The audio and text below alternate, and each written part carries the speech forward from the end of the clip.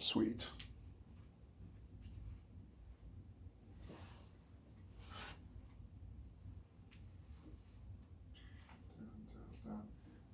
Hey, what's up, guys? March 15, 2021. Joe Vafari here. Igor's on the phone. So Igor's here. We're going to be talking first with March Madness NCAA. And I guess the real question is, are you taking Gonzaga or not? Because they're the overwhelming favorite in this tournament. I've pretty much filled out my bracket. Igor's going to go through his. I'm going to go through mine.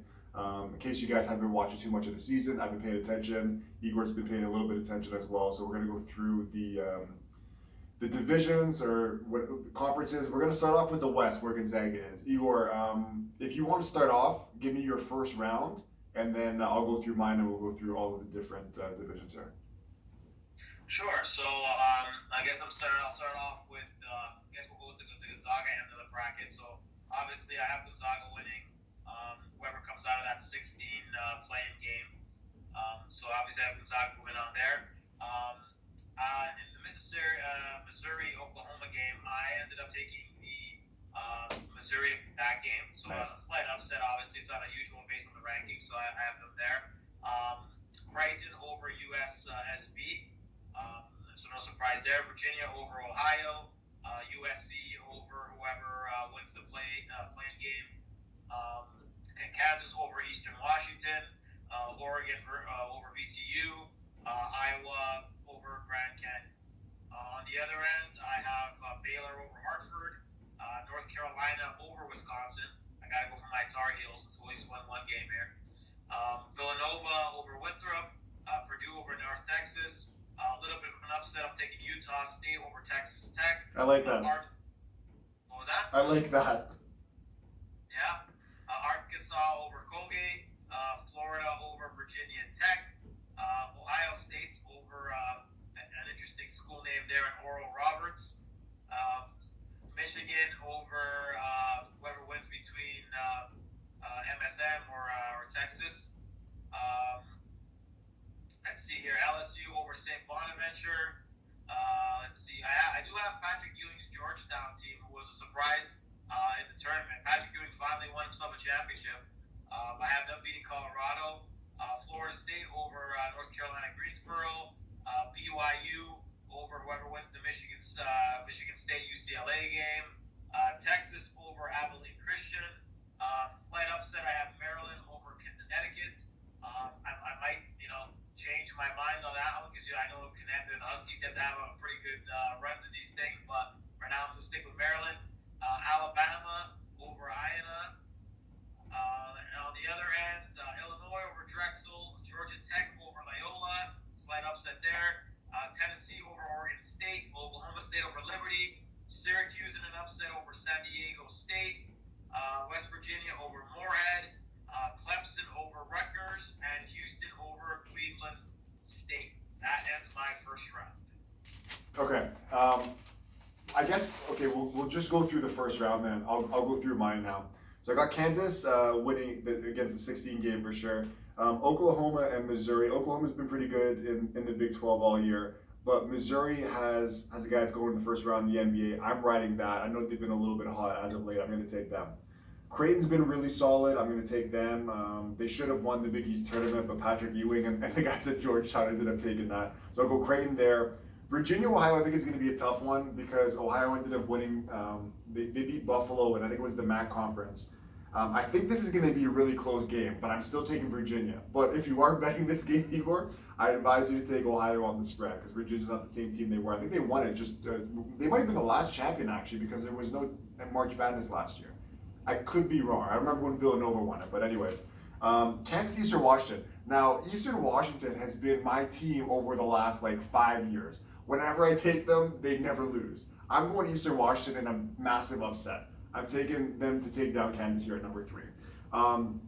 USC going against Wichita or Drake. To be honest, I'm going to hold off on that one, both of the 11 games until they're actually played, because USC, they've been a solid team all year. Wichita has been good, but they've kind of dropped off as of late. And Drake's a team that's been really solid all year. I think they started 20 or 22-0. Tapered off a little bit, finished second in their division, but still in the tournament. If Drake wins, I think Drake can beat USC, so I'm going to wait on that game. Eastern Washington's going to win whoever they play anyways in that next matchup. Okay, Oregon and VCU. Now, Virginia Commonwealth, ever since like Shaka Smart has been there, I know he's at Texas now. They've been my team. Oregon's been really bad in the last month or so. I got VCU.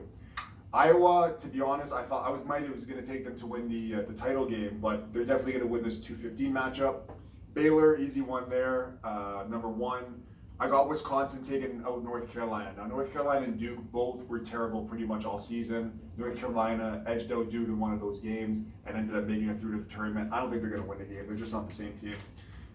Next game, Villanova, Winthrop. Villanova's been pretty good, but they lost their best player. I believe he tore his knee. That's another one, Igor. Like, I think it might be a little bit closer than it should be. That being said, there's my upset, baby. Give me Winthrop, the number 12. Purdue, North Texas. I got North Texas in this one too. Another upset. They won their conference game too. They were a dog in that one. I think it was Western Kentucky that they ended up beating. Give me North Texas in another upset. Texas Tech going against Utah State. Utah State's been one of the best like mid-major teams all season. And Texas Tech has definitely been really good too. Like they beat Texas at least once, maybe twice. But I think Utah State's going to go on a bit of a run in this tournament. I'm foreshadowing a bit, but I'm going to take them there. Arkansas, they've been up and down too. I know they finished strong in the SEC tournament. Colgate's been on a tear. I'm going to take Colgate here in the 14. I got a lot of dogs. Florida's going to go down to Virginia Tech. Virginia Tech's had a pretty good season as well, but I'm taking Ohio State to beat Oral Roberts. I'm not going to go off the edge there. Okay, Michigan's going to win the first round. LSU over the Bonnies. Georgetown had them beating Colorado. Now, Colorado ended up losing to Oregon State in the Pac-12 championship. And Igor, there was this one bet that this guy played. I think he put $100 down on it. He ended up winning. I'm pretty sure it was $100,000 on a $100 bet for Oregon State to win their conference tournament. $100,000. Well, I mean, like I said, if you know, you know. At the end of the day. I'm gonna ride them to at least win one more game. So I'm gonna take. Sorry, I'm losing a bit of here. Georgetown to beat Colorado. Sorry, Georgetown won that one as well. Colorado lost to Oregon State was what I was saying. So I had to take Georgetown there, who won, like you said, Patrick Ewing won the Big East Championship. First player ever to win it as a player and a coach. Big ups to him. Couldn't do much with the Knicks in terms of winning. Florida State over UNC Greensboro. The other 11 here, BYU's going against UCLA. If Michigan State wins, I'm going to take them to advance in this game as well against BYU. Like I said, I want to wait for that game to actually be played. Texas, I like Texas a lot. I'm going to take them in that matchup against Abilene Christian. That's the first time I've heard that school name before, and I follow college basketball pretty in depth. UConn over Maryland. UConn's been on a tear this season. Maryland's been a little bit disappointing to me. Alabama over Iona. Alabama's can actually win this whole tournament. They're by far the best team they've ever had ever. Illinois going to smash Drexel. Loyola Chicago. Georgia Tech went on a run too recently. They ended up winning the ACC championship. Loyola's been knocking teams out. I think they went to the Final Four maybe like 4 or 5 years ago. Remember, Igor, they had that nun that was on the Final Four with them? Yes. It was like Sister Abigail or something. I'm going to take them in that one too. Tennessee, I had them losing to Oregon State. I know you have Tennessee going pretty far. I'm going to take Oregon State at the 12 upset there. OK State, I'm going to take them. They have Cade Cunningham, probably going to be the top pick in the NBA draft. For that reason alone, I'm going to take Oklahoma State. San Diego State, Malachi Flynn, and also our guy Kawhi Leonard, alumni. So I'm going to go with San Diego State. They've been really good all season. Syracuse kind of stumbled their way in there. Probably got in there just because it's Syracuse. West Virginia over Morehead State. I have Rutgers beating Clemson and Houston over Cleveland State. Igor, you want to take it off? We'll do the second round? Yeah, that's fine by me. Okay, go ahead. Well, again, like I said, definitely made me rethink some of these picks. I might have to go back and then reshape some of these. Second round, so I'm going to start off with the Gonzaga bracket. So I have Gonzaga beating Missouri. In the Creighton, Virginia game, I have Virginia winning that one. USC, Kansas, I have Kansas winning that one. And Iowa over Oregon. In the other bracket, absolutely pains me. I got to pick Baylor to beat North Carolina. Smart move. Obviously, Baylor a top team. Again, I'll always be a Tar Heel fan. Villanova over Purdue. I know you have Winthrop going through over there, so that might be a bad bracket breaker for me.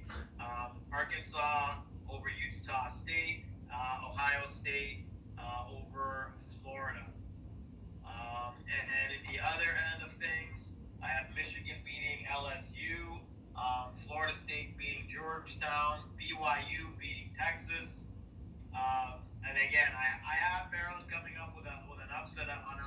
I know you have the Huskies beating them in the first round, so I probably have to revisit that one too. You're gonna revisit.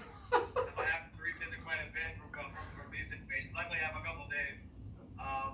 Illinois over Georgia Tech, Tennessee over Oklahoma State, Syracuse in an upset over West Virginia, and Clemson over Houston. So I took a lot of upsets in that bracket on the other end of things.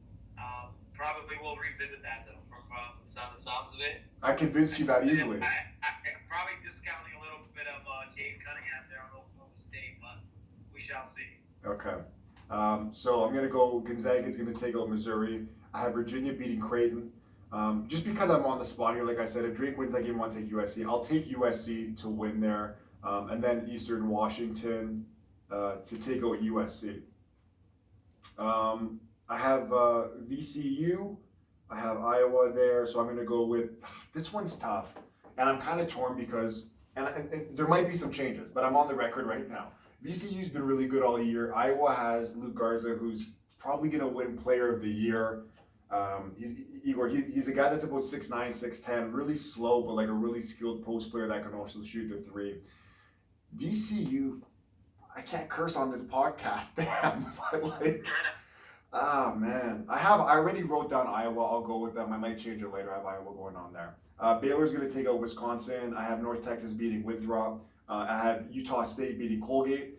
I do have Ohio State taking out Virginia Tech. Ohio State's been solid all year. Even games they lose, they're right there. Michigan to beat LSU. This one is another one that's really tough for me. So I have Georgia Tech going against Florida State. Sorry, GT. I see GT. So Georgetown going against Florida State. Now, both of these teams, now Florida State, every year in the tournament, they have one of the best coaches, Leonard Hamilton, in college basketball. It's going to be tough because Florida State, every year, I feel like they get to like at least the Elite Eight.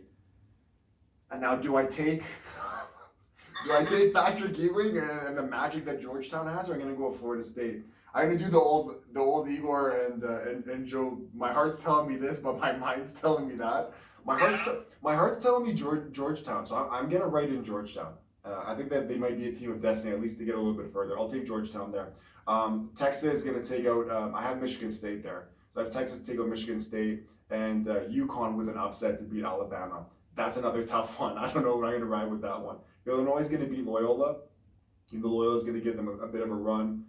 Another one I was kind of stuck on here, the two states, Oregon State, Oklahoma State. I took Oklahoma State. I might revisit that, but I got Oklahoma State here. San Diego State's going to take out West Virginia. And then Rutgers and Houston. Houston's been solid all season, but they haven't done so well in their tournament this year. I know they ended up finishing, and to be honest, I don't think they're actually a number 2 seed. But I just don't think Rutgers is good enough to beat them. Rutgers or Clemson, but I have Rutgers. I'm going to take Houston now. All right, Igor, we're in the Sweet 16, baby. Let's go. Let's dance. Oh, we're in the Sweet 16. So, man, you're putting me on the spot here. I got to probably revisit these picks, but all right.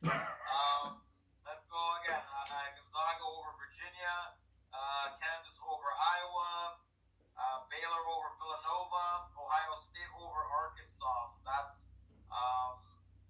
that is it for that. Or hold on, that's not my Elite Eight. Maybe I'm getting confused here. No, I think you might be right. Yeah. That's the Elite Eight. We already did Sweet 16. Oh yes, yeah, we did the Sweet. These brackets are so tough to read. Hold on. Oh no, that is the Sweet 16. We did the round of 32. Okay, good. So that's Sweet 16. You're right. So those games.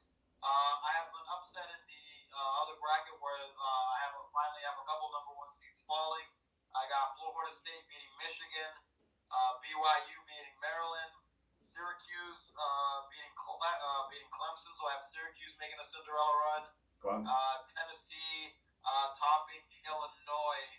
Wow. Which knocked off another number 1 seed. Like I said, I'll probably revisit this about a dozen times before I lock this in, but that's what I have right now.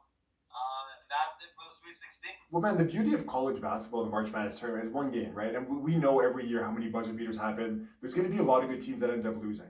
And even with the COVID, right? Like there's probably going to be some games that get defaulted if a player tests negative, right? Like there's teams waiting in case a team has anybody that, even a coach, if your team tests positive, you're done for the tournament.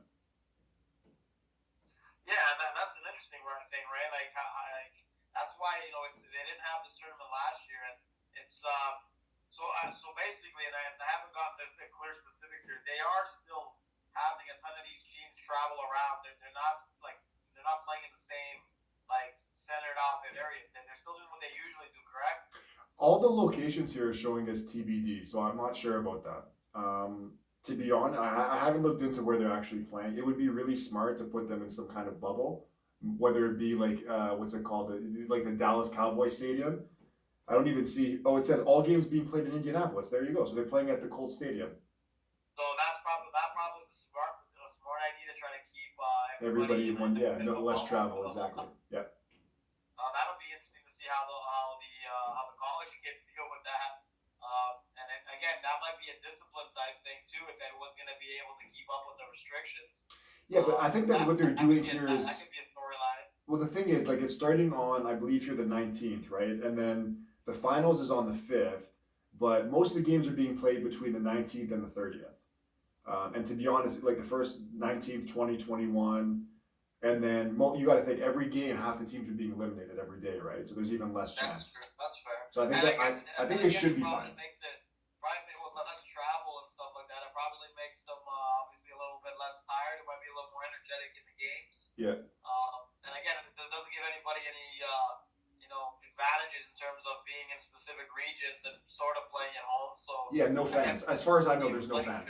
Yeah, I'm almost certain there's no fans. So there's going to be no advantages here for anybody. I mean, that should make it. Again, I'm looking forward to it. Like I said, it's definitely the buzzer beaters. I like to do it because I do play the bracket situation. It makes it a little bit more entertaining and fun. See how good I end up doing, or how well I end up doing, I should say. But yeah, like I said, I'm just hoping that it goes through without any issues, without anyone breaking any restrictions or whatever it might be. But we shall see, I guess. Do you want to go on for the further rounds, or do you want to touch that on the next podcast? Well, I mean, like I said, at the end of the day, since we're going down to the final four already, or the final eight, let's see. I got the final eight. I have Gonzaga beating Kansas, Baylor beating Ohio State, Florida beating BYU, and Tennessee beating Syracuse. So that was my final four as Gonzaga, Florida State, Baylor, Tennessee. Okay. This bracket is so terrible. I don't know why it's so. I could be absolutely a lunatic by doing that, but. Well, man, you got to think like you could pick absolute random and have a better chance, right? Like that's why you don't even really need to follow every game or anything like that, because there's so many upsets that happen all the time. As long as you don't have all your number ones and twos going down in the first round, you have as good of a shot as anybody else has. To be honest, right? Like. So I'll start off with Gonzaga. I do have them taking out. Let me just see who they would play here. This is so brutal here. So I have Virginia there. They beat Virginia. Okay, so Gonzaga beating Iowa. I then have Baylor. No, I have Utah State beating Baylor. Oh, interesting. Wow, If I can even, because first I had Ohio State beating Utah State, but I got to change that up because I don't know why I did that. I'm going to take Utah State to beat Ohio State and then Utah State to beat Baylor. Now, like I said, I doubted. I'll go to the Midwest Division, and okay, so I have Illinois winning. Illinois is really good. Obviously, they're number one, but they were borderline number one going into it. I'm going to take Illinois to beat Oklahoma State. I know Parker ended up taking Oklahoma State, I believe, losing in the finals, which. I know there were four, but like I said, like Cade Cunningham, he's like a 6'8" kind of point guard. They're comparing him almost to like a Grant Hill. I only watched one game of him this year. It was a double overtime. I don't know if it was a loss or not, but I watched the double overtime and he shot like 1 for 9 in the double overtime. So it was a bad first impression I have from him. Apparently the kid's incredible. Sounds like a Ben Simmons performance on UCLA. No, but he's actually skilled. He's actually really skilled. I'm going to take Illinois to beat Oklahoma State. And then I did doubt Houston all year. I'm just thinking, you know what? No. I'm going to take San Diego State to beat Houston. I'm going to take San Diego State to beat Houston there. So that leaves me with... I got to go to the East. Michigan. Oh, man. Igor, Georgetown. Did you ride them out? No, again, like I said, yeah, I think that's probably Patrick upset against Colorado, but I mean, I wrote Florida State, pretty much to the Final Four. So, Oh, that's not a bad call either. They're a really good team. I'll take Michigan to beat Georgetown because there's just too much firepower there. So Michigan's going to beat Georgetown, and then I will take Michigan to beat Texas because I do have Texas beating UConn, which will leave me with. Let me see if I can actually figure this out. So I have Gonzaga in the West, escaping. I have Utah State as what seed are they? As an 11. Wow, as an 11 coming out of the South. That's what that was a surprising pick. They've been incredible. They've been really good all year. And like I said, especially there, like the only team that I think Ohio State, if Baylor, they got to take out Baylor, they got to take out Ohio State. But other than that, there's tougher divisions, I think. Then out of the Midwest, I'm taking San Diego State. Oh, I have San Diego State playing Illinois now. I'm sorry, guys, the right hand's there. I got to go with the Fighting Illini. I got Illinois there. So I'm going to go Illinois in the Midwest, in the South Utah State, in the West Gonzaga, and then in the East, I'm going to have to go with Michigan. That leaves me with Michigan playing Gonzaga, and Utah State playing Illinois in the Final Four. Wow, so you have three number ones and an 11 seed. Wow, that's something. Yeah, I guess so. Igor, make your Final Four picks. Let's go. So I have Gonzaga over Florida State, so they go to the national championship, and I have Baylor. Let's see here. I think I ended up changing them. So I had Baylor, and I'll probably end up changing. I guess I had Baylor against Tennessee and Baylor winning. Oh, I thought you had Gonzaga. Yeah, Gonzaga over Florida State, so Gonzaga wins that end, and then I have Baylor against Texas in the other end. Oh, okay. So you have then Gonzaga against Baylor in the final. Gonzaga and Baylor is my final. Okay, don't give me that yet. I'm gonna go through mine and we'll do our finals. Okay. So I'm gonna take the Cinderella ride ends for Utah State. They're gonna lose to Illinois, and then I'm gonna take Gonzaga to beat Michigan, which leaves me with a Michigan and Illinois final. Sorry, Gonzaga and Illinois final. Igor, you want a drum roll, please? You're up. Who do you got? Mine, I have, again, like I said, all I've heard of all year is how stacked Gonzaga is and how everyone thinks that they're headed above. And usually that ends up being the kiss of death in these tournaments, to be honest, because the hype gets to the kids' heads or whatever it might be, and they underperform in one of these games. I have Gonzaga beating Baylor. I have it as a 74-68, so a 6-point win is the tiebreaker, but I have a 6-point win for Gonzaga. Nice. Okay. I'm going to take Gonzaga to beat the Illinois Fighting Illini. I don't have a score. If I get to draw one up, typically I usually go for like the 69 to 65. That's usually my go-to in the finals. So I'll take Gonzaga 69, 65, even though Gonzaga is so high scoring there. Illinois has a massive center. I don't remember his name, but he's incredible. If that's the matchup there, it's going to be a good one. I wouldn't mind seeing 2 1s in the final. It'll probably be the first time in a while from what I remember. It seems like the ones don't make it too far, right? Yeah, like I said, it's an interesting tournament. There's no Duke, there's no Kentucky. There's a lot of the heavyweights didn't even make the tournament. So. Yeah, and Michigan State might not make it. Well, they made the play-in game, but they might not make it to see the actual round of 64. Yeah, so again, it's definitely an interesting field. And again, it's a weird year, right? So. All right, so that's our college basketball March Madness, guys. Me and Igor have talked about this all season. Raptors, are they going to be buyers? Are they going to be sellers at the trade deadline? Now, going into this All-Star break that just happened, Kyle Lowry was leading the team, one might say. Norm Powell's been actually doing much of the scoring, but it's been Kyle and Norm on this recent at least 3-game losing streak. It's been ugly, and last game against the Bulls was really bad. It looked close at the beginning. They ended up getting blown out. So if you're Masai, if you're Bobby Webster, what are you doing at the deadline? This team was sitting in 8th before the All-Star break. They've lost another 3 games. I don't know. Like, if I'm the team, and I've been on the record to say this, I thought that they should have been wise to sell at the deadline. You want to get some assets. I don't think Kyle Lowry's coming back anyways. Igor's going to talk about this in a second. But you want to at least retool and kind of stock your shelves with whatever you can and get whatever assets you can. Because even if you're going to get, a first-round pick and the guy that was drafted in the first round the last year or so, I want to take that and build with that as opposed to letting Kyle leave for nothing, because I don't think the Raptors are going to pay him 30 plus $25 million going forward. Igor, your thoughts on that? Well, I mean, it's been a definitely a topsy turvy year for the Raptors, and we've talked about it before. Having to play out of Tampa, no home crowds, things of that nature. You're playing pretty much on the road the entire time. Now, obviously, for some of the better players now, they started off really badly. Got on a bit of a hot streak. We all were like, okay, this looks like something like this. Some potential starts rolling through. And then, you have this COVID scare that's pretty much, quote unquote, put a damper on the year. I mean, they ended up, I think it ended up being two games at least before the All-Star break, without Fred, Pascal, and OG, which to me are obviously the three of the main offensive. Maybe the three best players. Yeah. Yeah. So basically, I mean, you can't really negate, and they've lost every game since. Some games that I think would be obviously very winnable if they actually had those guys. Detroit was rough.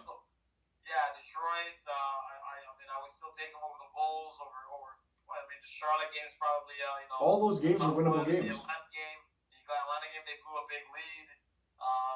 So at the end of the Another day, one, yep. I don't know what the Raptors are, because they really, like, I had like high aspirations for OG.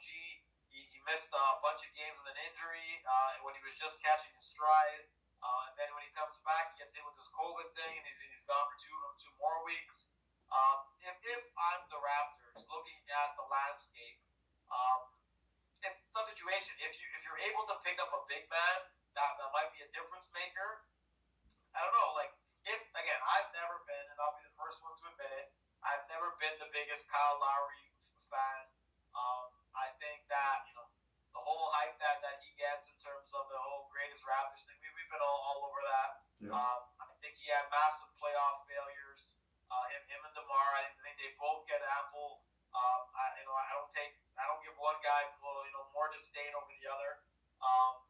But at the end of the day, if they could get a legitimately a first round pick for Kyle and a young roster player or a couple serviceable pieces, considering his age and again how much does he have really left in the tank after this year, I'd probably do it because it's a serviceable, even if it's like a pick in the 20s. Like I've had this discussion with other people, like, well, what the heck are we gonna get with a Philadelphia pick or something like that? You just never know what kind of draft capital you're able to get, and like what your scouting system.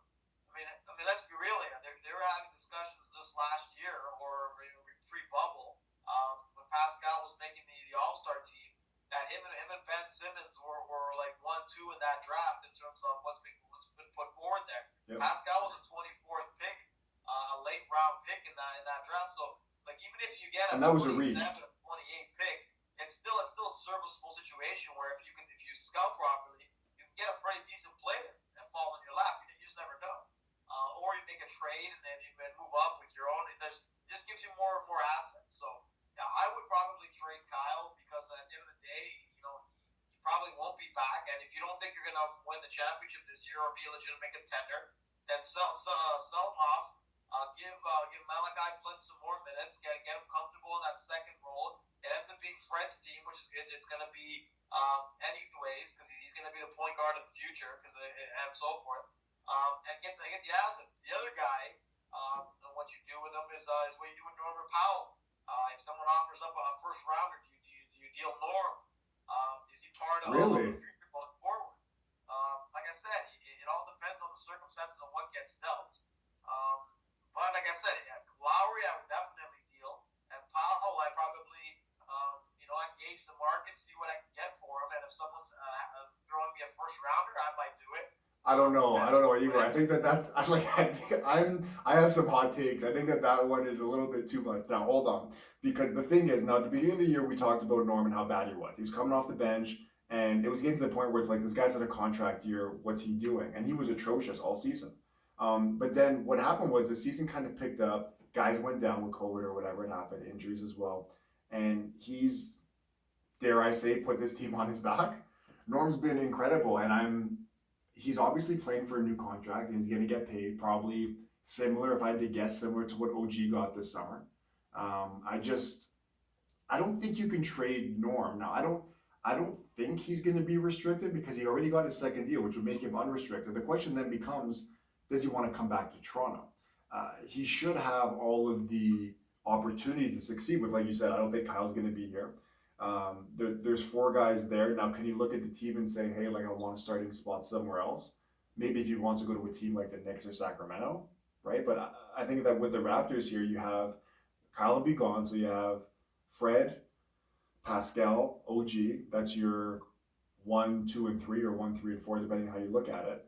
And I think that, if he comes back, he's a guy that can average you 18 points a game next year easy as maybe like your third best starter. Well, like I said, I mean, it all depends on how much. Well, again, the Raptors, I guess they do have the majority of guys, the four guys locked into long-term deals. It really depends on what they see if Norm is going to be a part of the future or not. If you don't think you can re-sign him, then again, he's an unrestricted free agent, so you're not going to get. You're not going to ask him maybe get you sign a trade, I guess, but you might not get an hefty compensation for him. It all depends on how you feel the situation. Like I said, potentially, I agree with you. Norm, when he's playing well, and he's a substantial player. But it's the whole thing of it, the consistency and so forth. So again, that'll be an interesting. He's definitely a guy that is going to garner some interest, and we'll see what happens with that. But if you're going to sell, obviously, I think that the two primary guys that would be going would probably be Lowry and it would be Norm, right? Because I don't think you're definitely not getting rid of. Boucher's made a lot of great strides. They'll probably get calls on Boucher, but they're not going to deal him. They're already thin at center to begin with. And again, I think it's either Norm or Kyle that you're gonna sell. It's those two. I don't see anybody else that would bring substantial value or worth trading at the end of the day, unless someone's gonna bite and give a second round pick for Stanley Johnson or something. Oh my God. I wanted to get to Stanley Johnson. So even I'm looking the Raptors for the last who knows, at least I want to say 5 years, their strength has been their bench, right? And what happened recently with, say what you want, Gasol and Ibaka both leaving, and then just someone else. You definitely missed Serge. Definitely missed Serge. Yeah, and just the minutes from both, right? Because even when, to be honest, I feel like Mark was serviceable until we got to the bubble. I think the bubble is really where he got exposed. Obviously, he's not the same guy anymore, and you've talked about how the Lakers are a little bit unhappy with the return they've got from him. That being said, I believe he's making $3 million anyways, and he's got to be 36 years old. I could have predicted that when they signed him. Yeah, exactly. But you know what? That contract will be earned in the playoffs, right? Because especially, we talked about this, if Anthony Davis he's not going to be 100%, that we know. And if Anthony Davis is not going to be able to give you the same minutes he can, Gasol is still, if he's not going to give anything on offense, at least he's smart enough to make decisions with the ball, take the ball out of LeBron's hands, just in terms of making passes. And he's a massive dude that's still he's still going to take up space in the post. If you're going against a guy like Jokic and you don't have Anthony Davis, at least there's someone there that has the size. But back to the Raptors, I just think that their strength and their calling card forever has been their bench, and this year we're seeing it. It's not like the Raptors are missing 5 guys. They're missing 3. Granted, 3 of their starters. But you're asking guys like Stanley Johnson, Matt Thomas, PJ Watson, a lot of these guys that are playing minutes that they shouldn't be playing, and only playing minutes that they should be playing, you're asking them to create some offense. Not even just score points, but actually create offense. And that's why I think the Raptors are just getting kind of killed, because I remember I went on a rant earlier this season when the Raptors were shooting 53 pointers a game, saying they have zero creativity. That was with a full roster. And granted, they've been a bit better, but there's just, like I said, if you don't have the bodies and you don't have the depth that you used to have, this team now, we're really seeing them shoot themselves out of a playoff spot. And the question has to be asked that we've been talking about for the last 15 or 20 minutes. Do you sell at the deadline, or do you kind of hold on to this hope that you get into a play-in game, and finish 10th or something and end up playing somebody for a hope to get into the postseason? Or do you want to kind of cut your losses on this season that we talked about earlier when we did our shows at the beginning of the season? It's a lost season, COVID, you're in Tampa, you're not at home, your fans aren't there. Hopefully you get a lottery ball to fall your way. Even if you finish 9th or 10th, you don't have to tank the season. They're not going to tank. The Raptors always play hard. But that's something that has to be talked about. And because I just think that at this point it was sink or swim, and the Raptors, due to COVID, kind of forced their hand. They're sinking right now.